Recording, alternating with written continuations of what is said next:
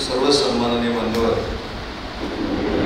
आणि सुनीलला आदरांजली वाहण्यासाठी जमलेले सर्वच त्याचे सहकारी बंधू आणि माडिक साहेबांनी जी सांगितलेली वस्तुस्थिती खरी आहे की त्याच्या शोक सभेसाठी आपल्याला जमावं लागेल असं आपल्या कोणाच्या स्वप्नात देखील नव्हतं. जे मला बाबू शेट्टी यांनी सांगितले की आपल्याला शोक सभेचं आयोजन करायचं आहे, मी त्यांना असं सांगितलं की ठीक आहे, आता सुनील आपल्यातनं निघून गेलाय, तो काय परत येणार नाही. पण सुनीलनं 25 वर्षाच्या राजकीय कारकिर्दीमध्ये काय केलं हे आपल्या पदाधिकाऱ्यांना कळायला पाहिजे. कारण शेवटी एखादी व्यक्ती निघून गेल्यानंतर आपण त्याला विश्लेषण जोडतो आणि जिवंत असताना आपण त्याच्याकडे दुर्लक्ष करतो. सुनील नावले अशी एक व्यक्ती होती की 1999 सालापासून 2025 पर्यंत एकही गोष्ट मला द्या असं कधी तो माझ्याकडे सांगायला आलं. एकही विकासाचं काम द्या म्हणून मला सांगायला आलं नाही, मला पद द्या म्हणून कधी सांगायला आलं नाही, पद दिलं नाही तर नाराज होऊन दुसऱ्या पक्षात जातो म्हणून कधी सांगायला आलं नाही, पद दिलं नाही म्हणून मी घरात बसतो म्हणून कधी सांगायला आलं नाही. सांगेन ती जबाबदारी खांद्यावर घेऊन पुढे मला सांगायचं, साहेब तुम्ही जे करणार तेच तुम्ही करणार. हा शेवटी विश्वास देखील असावा लागतो आणि तो विश्वास त्यांना माझ्यावर ठेवलेला होता. अनेकांनी निदर्शनांचा उल्लेख केला, मला त्या भागामध्ये जायचं नाही, पण त्या 2 दिवसात कदाचित एखाद्या व्यक्तीला कळत असतं की पुढचं माझं काय होणार. मी ज्यावेळी दौऱ्यावर होतो दादा त्यावेळी पूर्ण दिवस तो माझ्यासोबत होता. खरं तर 9-10 वाजल्यानंतर अनेक लोक भेटतात म्हणून सकाळी 7-7:30 वाजता मला भेटायला आला होता आणि 2 गोष्टी त्यांना मला अशा सांगितल्या होत्या त्या काल मी रामभाऊला देखील सांगितलं, अनेक मंडळींना सांगितलं. मला असं वाटतं की तो आता आपल्यात नाही, त्याचं स्वप्न पूर्ण करणं ही आपली जबाबदारी आहे आणि म्हणून पक्ष, जात, धर्म, भेद हे सगळं बाजूला ठेवून सुनीलला आपला सहकारी होता आणि सुनील आपल्यामध्ये नाही म्हणून त्याचं स्वप्न पूर्ण करण्याची जबाबदारी आपल्या सगळ्यांची. मगाशी त्याचा उल्लेख कोणीतरी भाषणामध्ये केला की बाईट देत असताना सुनील नावले मागे होते आणि बाकीचे पुढे होते. खरं खंत तीच त्याच्या मनामध्ये होती.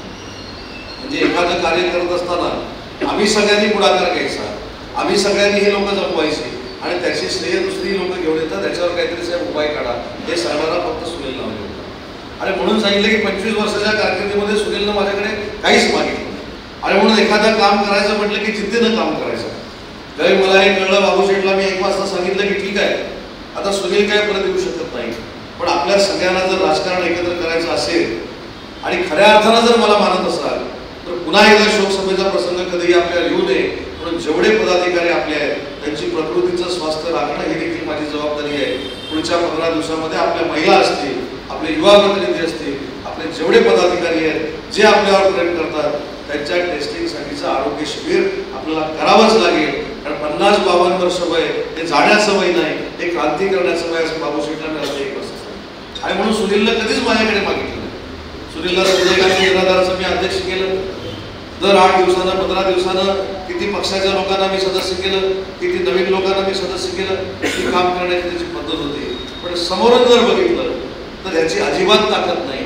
अशा पद्धतीचं चित्र देखील काही लोक निर्माण करायचा प्रयत्न करायचे. शेवटी गेल्यानंतर आपण त्याला नेता म्हणतो, पण असताना त्यानं काय केलं त्याची आपण किती किंमत ठेवली हे देखील अतिशय महत्त्वाचं आहे. आणि म्हणून मला पदाधिकाऱ्यांना विनंती करायची आहे की आपण देखील सुनीलला आदर्श ठेवून काम केलं पाहिजे. म्हणजे आपल्याला आश्चर्य वाटेल, 25 वर्षाच्या त्याच्या राजकीय कारकिर्दीमध्ये माझ्याबरोबरच्या 25 रुपयाचं मला टेंडर द्या असं सांगायला सुनील कधी माझ्याकडे आले. विजय चव्हाण पण इथे असेल, त्याला विचारा. विजय चव्हाणला देखील सांगायचं की तू धंदा कर, तुला जे काही सहकार्य करायचं ते मी करेन. अशा पद्धतीचे प्रवृत्तीचे कार्यकर्ते तयार होणं हे माझ्यासारख्यांचं भाग्य आहे. आणि म्हणून फक्त पक्षाचं नुकसान झालं नाही तर माझं वैयक्तिक देखील नुकसान झालेलं आहे. की जो माणूस उपसभापती होता, जो माणूस 10 वर्ष संजय गांधी निराधार योजनेचा अध्यक्ष होता, जो माझा अतिशय निकटवर्तीय म्हणून काम करायचा, त्याचं घर जर आपण जाऊन बघितलं तर आपल्याला आश्चर्य वाटेल की कुठचीही महत्वाकांक्षा उडाशी न बाळगता एक सर्वसामान्य कुटुंबातला माणूस स्वतःच्या कुटुंबासाठी, पक्षासाठी आणि आपण मानलेल्या नेत्यासाठी काय करू शकतो हे जर तुम्हाला बघायचं असेल तर सुनील नावलेशिवाय पर्याय नाही. किंवा त्याच्यावर बोलून सुनील काही परत येणार नाही, परंतु त्याच्या कुटुंबाची जबाबदारी आपण सगळ्यांनी मिळून घेतली पाहिजे. मी आर्थिक असं म्हणत नाही, परंतु त्यांना सपोर्ट देण्याचं काम आपण सगळ्यांनी केलं पाहिजे. ज्या शांताराम लागलेंचं नाव आता इथे घेण्यात आलं त्या शांताराम लागलेंना देखील आपण सगळ्यांनी मिळून ताकद दिली पाहिजे. शेवटी आपण त्याला एकटं जर वाऱ्यावर सोडलं तर त्यांच्या कुटुंबामध्ये आलेलं जे दुःख आहे ते कधीही भरून काढू शकत नाही. त्यासाठी आपण कुटुंब म्हणून काम केलं पाहिजे. आणि म्हणूनच मी सगळ्यांना सांगितलं की पक्ष हा ठीक आहे, पण ज्यावेळी आपण कुटुंब म्हणून काम करतो तर आपली वाटचाल की जोपर्यंत आपल्याला करायची आहे तोपर्यंत आपण सगळ्यांनी एकत्र केली पाहिजे. त्यातून मीच आपला एकटा वाटचाल करतोय आणि प्रकृतीकडे दुर्लक्ष केल्यामुळं माझ्याकडचे सहकार्य निघून जात आहेत, अशा पद्धतीचं चित्र भविष्याच्या आपल्या जिल्ह्याच्या राजकारणामध्ये असू नये. म्हणूनच मी सांगितलं की सगळ्यांनी एकत्र येऊन चेकअप करणं गरजेचं आहे. पण शेवटी माणूस गेल्यानंतर आठवणी राहतात, पण आठवणी राहिल्या तरी जे त्याच्यामुळं झालंय त्याला देखील धन्यवाद द्यायची प्रवृत्ती आपल्यामध्ये असली पाहिजे.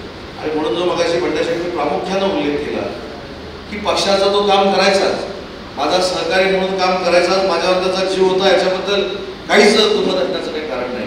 समाजासाठी देखील तो काम करायचा, पण ज्या क्षेत्रामध्ये तो उद्योग करतोय तो उद्योग देखील लोकांचा स्वतःचा नाही, लोकांचा उद्योग भरभराटीला यावा म्हणून देखील तो प्रयत्न करायचा. म्हणून देखील तो मुंबईपर्यंत जायचा, माझ्याकडे यायचा. पण याच्यानंतर ज्यांच्यासाठी त्यानं हे केलं ते त्याच्यासाठी काय करणार आहेत किंवा त्याच्या कुटुंबासाठी काय करणार आहेत हा देखील आत्मचिंतनाचा विषय आहे. त्याच्यामुळं मला या शोक सभेच्या निमित्ताने एवढंच सांगायचं आहे की आपण सगळ्यांनी त्याची स्वप्न पूर्ण करण्याचा संकल्प करून जर कामाला लागलो तर खऱ्या अर्थानं त्याला ही आदरांजली ठरेल. टाइम्स डिजिटलला लाईक करा, शेअर करा, सबस्क्राईब करा आणि बेल आयकॉन दाबायला विसरू नका. Times digital.